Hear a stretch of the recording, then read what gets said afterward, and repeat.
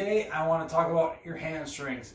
So are you someone who always seems to have tight hamstrings or always pulling your hamstrings?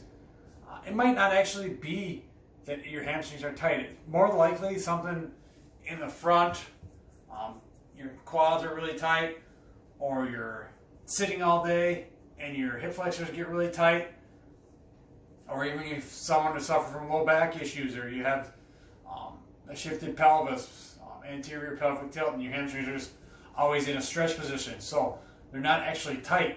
Here is going to be, I'm going to show you a drill that you can do to test out to see if your hamstrings are actually tight or if it might be something else. So we are going to be lying down flat on the ground, entire back on the ground, hands out to the side, whatever. We're going to actively raise and try to get our leg up to 90 degrees, both sides. I'll just demonstrate the right side.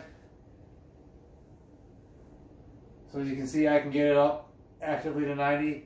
You can test it actively and passively, so if you have a partner or someone else, they can push on it. So your active range would be how far you're able to get it by yourself, and passive would be with a partner assisting. So if either of those ways you can get it to 90, that means it's probably not tight hamstrings. It's probably something else. Like I said, your hip flexors, your quads, low back, pelvis, hips are offset, something like that.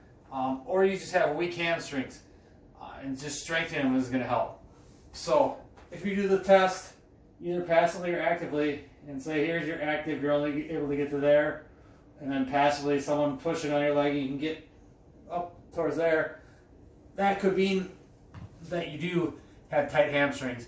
You're going to want to try out one of these drills in the following videos to work on that, as well as strengthen those hamstrings. Hammer that posterior chain.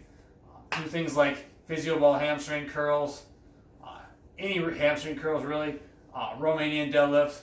Those are great variations to